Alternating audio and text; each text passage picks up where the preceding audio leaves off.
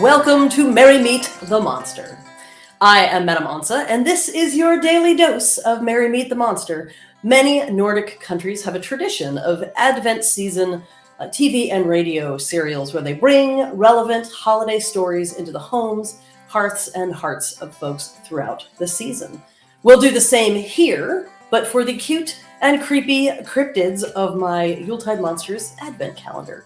Expect in the days to come to hear weird legends, to meet brilliant artists, and have wacky adventures in these short daily videos. I hope that you'll have as much fun watching these videos as I am having here making them.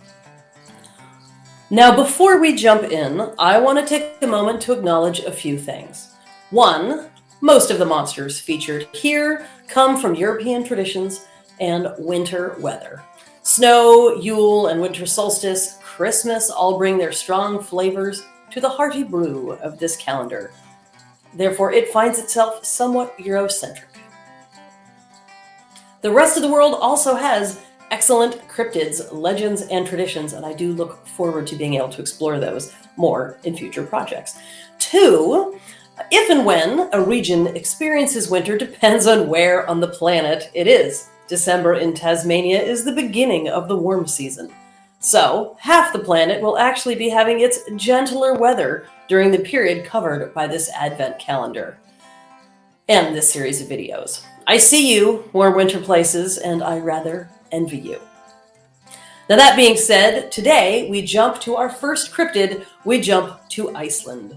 That cold island nation is serious about its winter weather and its winter monsters, and we will meet a few of them in the course of this series of videos.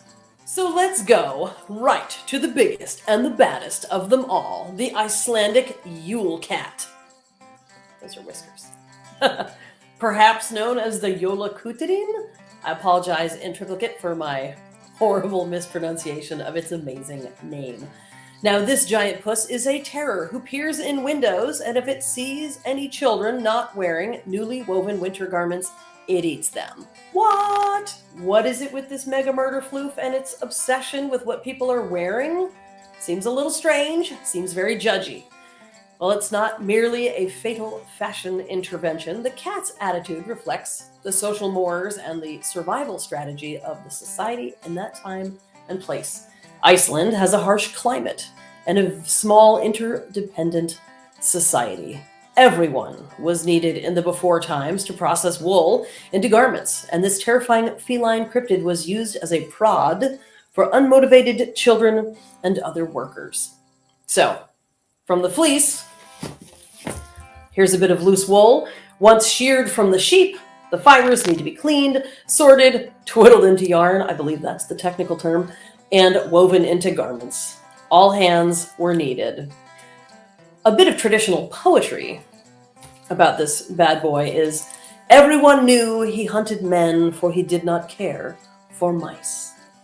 Apparently, the fear of the Yule Cat was a tremendous source of genuine terror for centuries. The government eventually had to get involved, discouraging the population from frightening children with tales of this amazing monster. There were apparently no lazy kids in Iceland.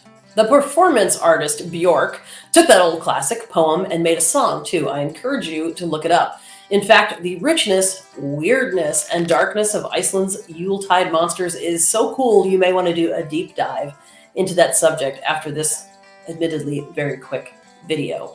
Now, in terms of my actual calendar art, I based my cat on the Norwegian forest cat, a very large, puffy northern cat, known for the thickness of its woolly fur, popular in Iceland and throughout the other Nordic countries. It's like a bobcat and a hedgehog and a dust bunny had an awesome feral baby.